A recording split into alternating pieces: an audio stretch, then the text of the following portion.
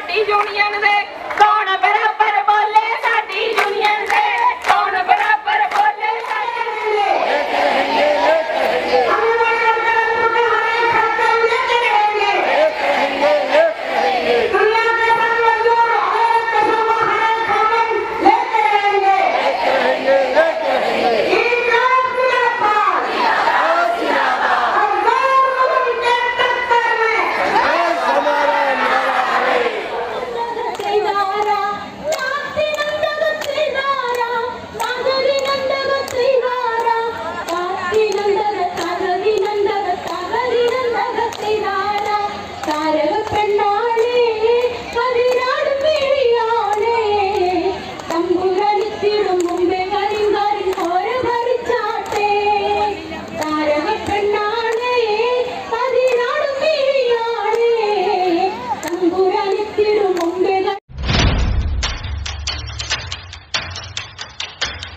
नमस्कार दोस्तों, स्वागत है आप सभी का टीयू न्यूज़ हरियाणा पर। मैं अमित आज़ाद। आज हम मौजूद हैं दिल्ली में जंतर मंतर पर, जहां पर 26 जुलाई से जो है देश भर की आंगनवाड़ी वर्कर्स और हेल्पर्स की जो फेडरेशन है, all India federation of anganwadi workers and helpers, उसके आह्वान पर आंगनवाड़ी अधिकार महापड़ाव जो है वो जंतर मंतर पर चला हुआ है।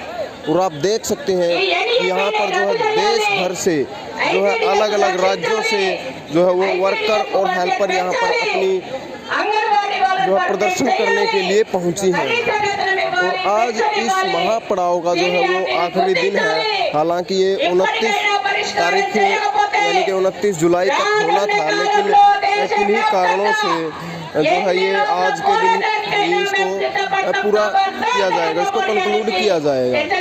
तो आप देख सकते हैं कि यहाँ पर जो है अलग अलग राज्यों से जो है वो वर्कर हेल्पर आए हुए हैं, अलग अलग संस्कृतियाँ, मतलब अलग अलग लोग, परंतु सभी की मांग जो है वो एक ही है कि जो है वो 45वें श्रम सम्मेलन और सुप्रीम कोर्ट के आदेश के अनुसार जो है न्यूनतम वेतन और ग्रेच्युटी और पेंशन जो है वो सुनिश्चित की जाए। हरियाणा और दिल्ली की जो है बर्खास्त आंगनवाड़ी वर्करों की जो है वो बहाली की जाए। और पोषण ट्रैकर के नाम पर जो आंगनवाड़ी वर्कर और हेल्पर का जो उत्पीड़न हो रहा है और जो लाभार्थी का आधार लिंक करने की जो अनिवार्य शर्त है उसको हटाने के खिलाफ और देश भर की तमाम आंगनवाड़ी वर्करों के लिए एक समान जो सर्विस रूल को लागू करवाने के लिए ये लोग यहाँ पर जो है वो आंगनवाड़ी अधिकार महापड़ाव का आयोजन कर रहे हैं।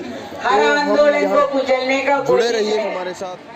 दोस्तों, हमारे साथ यहाँ जो आंगनवाड़ी की जो राष्ट्रीय फेडरेशन है उसकी अध्यक्ष हैं उषा जी, हम उनसे बातचीत करेंगे। उषा जी, जो आज का ये आपका जो कार्यक्रम है महापड़ाव है, अधिकार महापड़ाव, इसके बारे में थोड़ा ब्रीफ से बताइए। हमारा जो आंगनवाड़ी अधिकार महापड़ाव 4 दिन के लिए तय किया गया था, जिसमें देश के 22 राज्यों में अलग अलग कोनों से लोग आए हैं।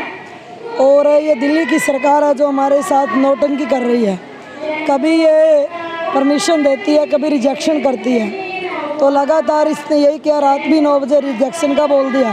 तो हमने बोला आप रिजेक्शन भी करेंगे ऑर्डर तो हम तो फिर भी आएंगे, प्रदर्शन तो होगा, आप अपनी जेल साफ करा लो, गिरफ्तारी के लिए बसों का इंतज़ाम कर लो, हम लोग गिरफ्तारी के लिए तैयार हैं। क्योंकि सुप्रीम कोर्ट का जो ऑर्डर है 25 अप्रैल 2022 को आया है कि आंगनवाड़ी वर्कर हेल्पर है जो पार्ट टाइम वर्कर नहीं है वो ग्रेच्युटी की हकदार है। तो इसलिए हमारा ग्रेच्युटी का जो ऑर्डर है 3 महीने हो गए हैं, अभी तक भारत की सरकार ने जारी करने का निर्देश नहीं दिया किसी भी राज्य को, किसको इम्प्लीमेंट करें, यहाँ से ऑर्डर भी जारी नहीं हुआ है। दूसरा, पोषण ऐप ट्रैकर के नाम पे आंगनवाड़ी वर्कर हेल्परों को मानसिक प्रताड़ना की जा रही है। ना मोबाइल दिया गया है, ना भत्ता दिया जा रहा है, ना टैबलेट दिया गया है, ना ट्रेनिंग दी गई है।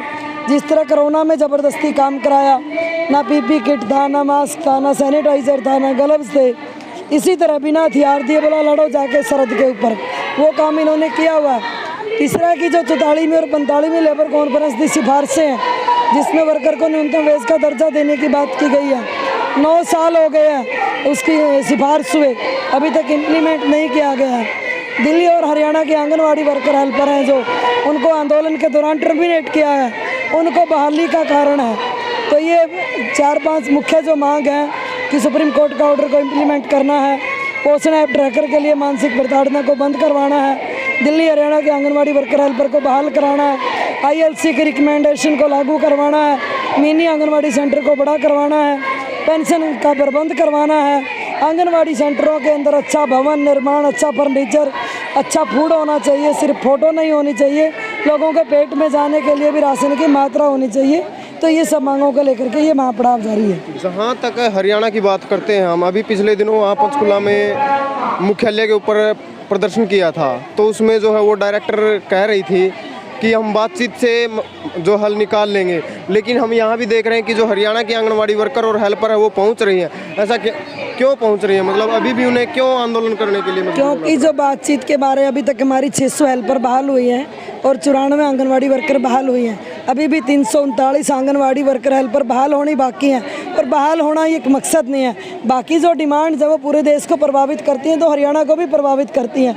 ऐसा नहीं है कि सिर्फ बहाल होना ही मकसद है, तो इन सब चीज़ों की ज़रूरत हरियाणा को भी है, और पूरे देश के राज्य के लोग आ रहे हैं, तो हरियाणा भी हमारा पार्ट है, हरियाणा में भी हमारा यूनियन है, तो इसलिए हरियाणा के लोगों का आना तो स्वाभाविक है। हरियाणा का ये एक ऐतिहासिक आंदोलन अब तक का लड़ा गया है हरियाणा के आंगनवाड़ी वर्कर्स हेल्पर्स के द्वारा, और इस आंदोलन से बहुत कुछ हमने सीखा है कि तानाशाह जो है सत्ता में जो आसीन है, जिसको चुन के हम अपनी वोट से बनाते हैं, वो चुनाव के टाइम में वादे बहुत करते हैं, लेकिन असलियत में जब हम अपने हक के लिए आवाज़ उठाते हैं तो वो पूरी तानाशाही भी बरतते हैं हमारे साथ। तो उन चीज़ों को देखते हुए, लेकिन इन पूरी बाधाओं को पार करते हुए हरियाणा की वर्कर हेल्पर ने आंदोलन लड़ा और बहुत बड़ी जीत हासिल की। हालांकि सरकार ने हर तरीके से दमन करने की कोशिश की है, चाहे वो पुलिसिया दमन हो, विभागीय दमन हो, और चाहे विभागीय मतलब उसके साथ साथ घरेलू दमन हो, सब तरह के हथकंडे सरकार ने अपनाए, लेकिन उसके बावजूद भी हम लड़े और बहुत सारी उपलब्धियां हमने प्राप्त की हैं। ये कोई पहली और आखिरी लड़ाई नहीं थी, लड़ाई आंदोलन हमारे आगे भी जारी रहेंगे। मुख्यमंत्री की घोषणा और प्रधानमंत्री की घोषणा को लागू करवा के रहेंगे।